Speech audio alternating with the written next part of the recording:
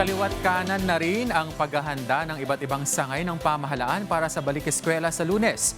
Pinaiigting na rin ang police visibility sa mga matataong lugar para sa seguridad ng mga estudyante. Yan ang sentro ng balita ni J.M. Thompson. Sa paparating na pasukan, nandiyan na naman ang maraming jeep, bus at tricycle na pinagkakasya ang mga pasahero, lalo na ang mga estudyante. Sa mga tricycle na 3 hanggang 4 lang sanang pasahero, minsan inaabot ng 5 hanggang 7. Sa mga jeep naman, ang mga may 22 pasahero lang dapat, inaabot ng 25 pasahero. Abay lalo na sa mga bus, basta't kasya pa, pilit pinagkakasya at parang nagiging sardinas para lang makaalis at makabiyahe na. Si Rhea Santiago na may 3 pamangkin na magbabalik eskwela, isa sa kanyang inaalala ang kaligtasan ng mga ito sa tuwing sila ay magko-commute. Siyempre may worry sa akin kasi nagko-commute sila.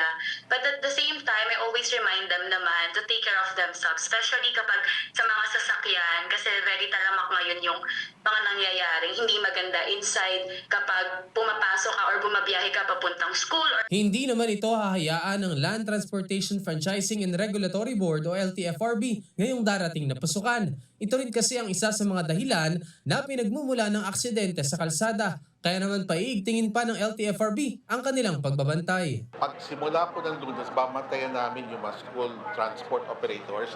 Huwag po nila gawing sardinas yung mga bata. So hindi lang namin babantayan yan on the first day, second day, pati middle of the semester.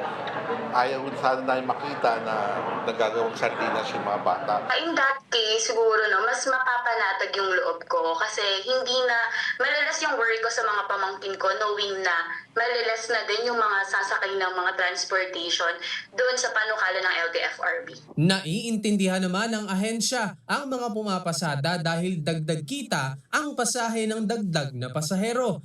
Pero hindi ito dahilan para isaalang-alang ang buhay ng mga bata. Dahil dito, inihahanda ng ahensya ang tulong para sa mga school transport operators na mabigyan ng subsidiya. We will call a meeting with the major school transport operators sa mga major universities, kasama na dyan yung PUP, gano'n, no? Para maintindihan rin naman namin yung problema ng school transport. And if necessary, we will make the necessary recommendation para isama rin sila dun sa 10 pesos per liter na discount na binibigay sa jeepney at saka vans. Samantala, sisiguraduhin din ng PNP ang seguridad ng inaasahang mahigit 2 milyong mga estudyante na magbabalik eskwela ngayong June 8. Magde-deploy ng higit 4,000 mga pulis sa iba't ibang paaralan sa Metro Manila. Magbabantay ang kapulisan para maiwasan ang nakawan, aksidente at bullying sa mga paaralan.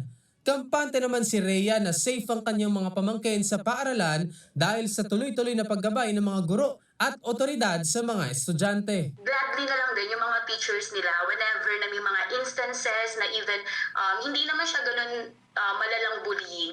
They always inform yung parents ng mga pamangkin ko. Inaasahang nakakalat ang mga kapulisan sa 200 assistance desk, transport terminal, pedestrian crossing, loading at unloading areas at mga lugar na maraming tao na posibleng puntahan ng mga estudyante. Kaya mas pinalakas pa ang kanilang mobile patrols at pakikipag-ugnayan sa paaralan para sa mas ligtas na balik eskwela. Sila po ay nakatutok hindi lamang po sa start or sa simula po ng pasukan, maging all throughout the school year po ay sila po yung nakaantapay dito sa ating mga school, sila po yung i-deploy natin para siguraduhin po na year round or yung buong school year po ay meron pong tututok sa ating mga paaralan. J.M. Thompson para sa Pambansang TV sa Bagong Pilipinas.